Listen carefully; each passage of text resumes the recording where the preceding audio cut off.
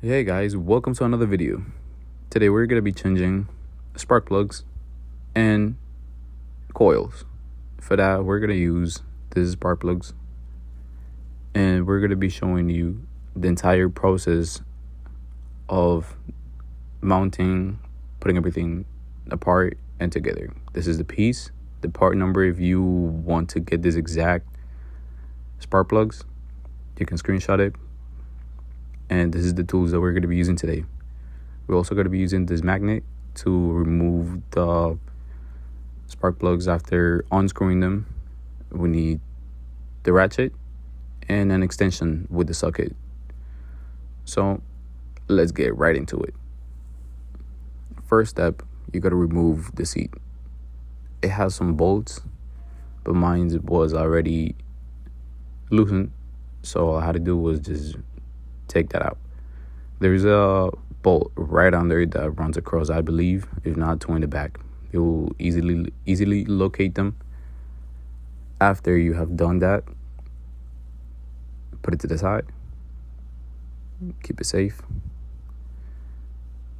And the trims that I'm showing you right now, you can just pull them towards you. Pull them, they come right off. Trim piece number 1, put it to the side. Trim piece number 2 comes out exactly the same way and put it right next to the other one. We're gonna try and keep everything organized. This is my project bike. We're gonna be removing the tank cover. It has 4 bolts. Third, my bolts are missing, but I'm showing you everything. And the 4th bolt.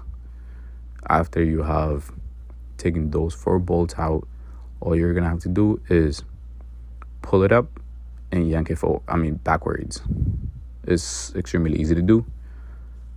There we go. And backwards.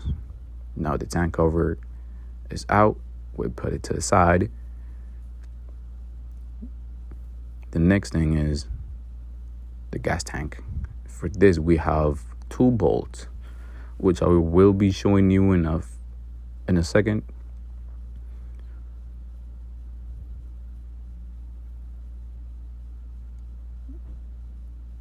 Bolt number 1. That one's aligned. The one on the left just aligns. And on the other side, it looks exactly the same. Bolt number 2 and the other trim piece right there. After you have taken those out, you can just pick it up and you can tie it back to maintain it in that position right there. If you can get it to stay in that position, amazing. I would recommend if you take the tank out completely, just so there is more comfortable and there's nothing on the way. After that, we're going to be taking this cloth piece, this protective piece out, and it's held by this little parts right here.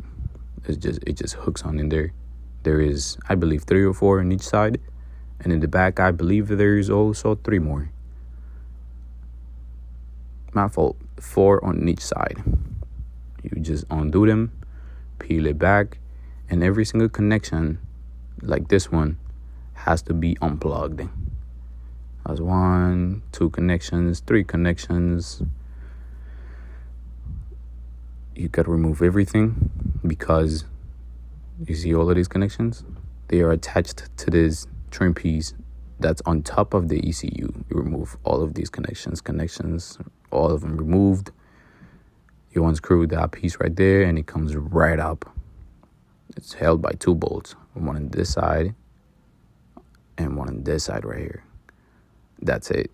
You just lift it up. After you have removed that one and that screw, you lift it up and you have access to your ECU. This is the ECU right here. We're going to carefully put it to the side, keep it away, peel it back. This right here is the injectors. There are 4 injectors, 1 for each throttle body.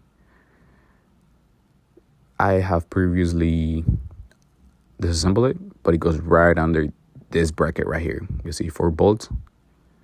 I believe those are 10 millimeters, but you better have a set of sockets and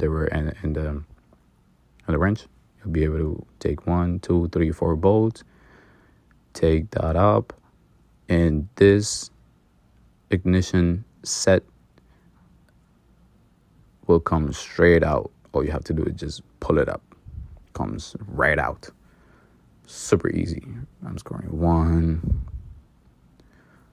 Screw number 2 that I have previously attempted. 3 and 4. And now we're done. The next thing that we are going to do is keep the screws right in the bracket. That way you don't lose. You don't mix any screws with any other screws that you're taking apart. Put it to the side. That's the easiest way to never lose any screws. Now is the air box. Looking nice over there.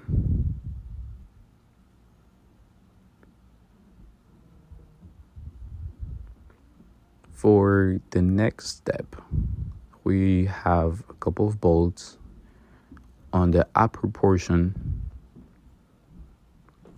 that I will be showing you shortly.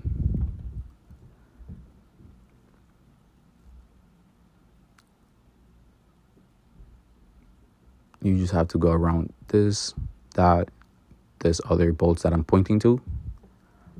And after you have taken all of those screws, put them in a baggie, label them, whatever is more easy for you to not lose them, and put it to the side. Since I have previously taken those screws out and the airbox out, I have every single screw in this white bag right here. Those screws are all exactly the same, so it doesn't matter if you mix them. Exact length, exact everything, right? I'm counting the screws. There's 3 on this side. 1, 2, 3 on this side. And then there is 3 screws in the back. Total of 9 on the bottom portion of the air box. The air filter, there is 2 screws. 1 and 2 on the other side. After you have taken those parts out, put them to the side. Keep them organized. Don't mix anything, just so everything's easy for you to get to. All the parts are ready. And now we have to take the stacks out. I have already previously done that. As you can see, the papers in the bottom of the throttle bodies. Throttle bodies are right under the stacks. So for this, it's going to be 6 screws. 3 on the left side and 3 on this side right here. Don't lose any single of your screws. Once you have loosened them up, you can just take them out. They are in this little bracket piece that you will never lose these screws unless you actually manipulate the bracket where the screws are stuck into. But you don't need to do them. After this part, what is next is, as shown in the video,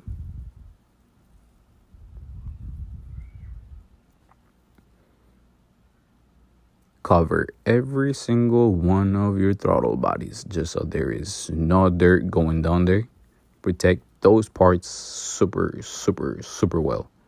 And then you just yank this whole piece out and it should come out in one piece.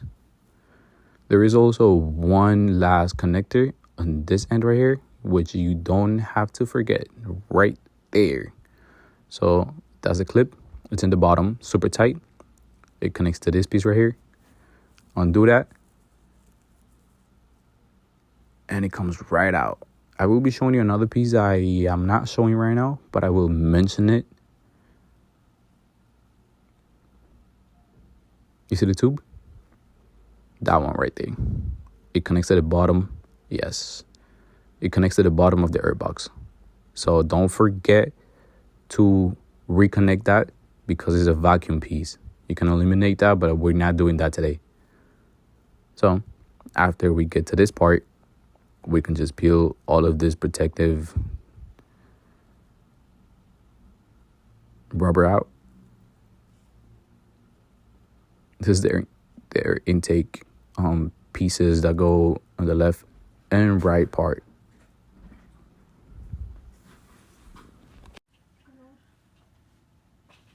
We have to put this away because right under there are the components that we're going to be going to. We're going to disconnect 4 clips just like this. Clip number 1, 2, 3, and 4 all lined up. They connect to the engine coils. And right underneath the engine coils are the spark plugs. Let's pull one out right now. Just pull it up. Super easy to get to. And this is how all of them look. Quick tip, don't ever just put them in there without hearing the click. When you press them down, you have to hear a click. That's when you actually seal it. We're taking the coil number 2, put it to the side, in the same order that we're taking them out. You can remove this, the air intake box. It just gives you more space, more leverage. There you go. Mine's is broken, so it doesn't matter if I hang it. After you have taken that out, there is more space for you to work on removing the far left coil. There you go. Everything is organized. So now we're going to be using these tools right here and replacing the spark plugs for the new ones.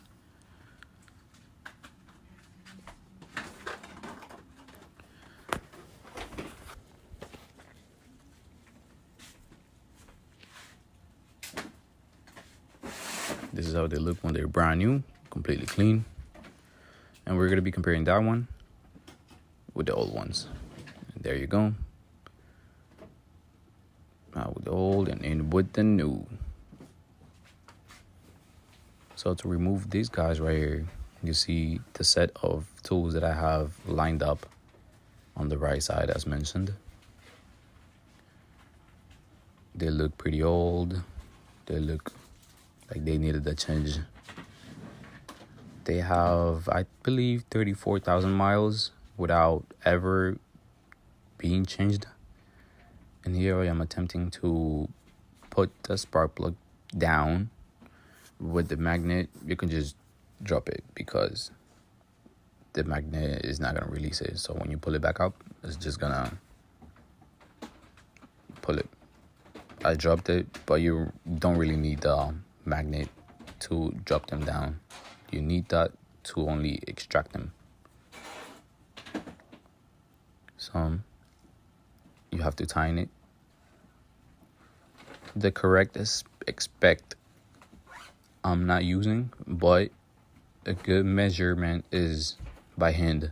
You can use the tool, you can make it tight, and right after you feel that it's tight, you can use a wrench and you can turn a quarter of a full turn or half a full turn, and it's gonna completely seal with the washer it has in the bottom.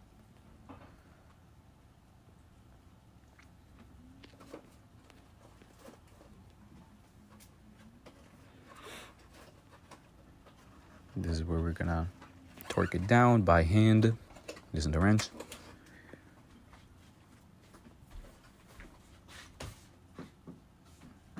This is why you need the extension. There is not really much space to tighten it up on the corners, but we're gonna do the best.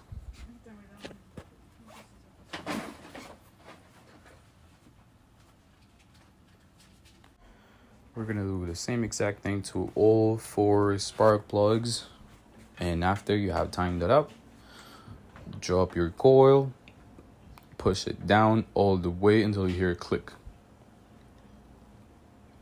Since this is a voiceover, you cannot hear the click, but it clicks. You press it really hard, you hear the click. This one I wasn't hearing the click, so I was struggling a little bit.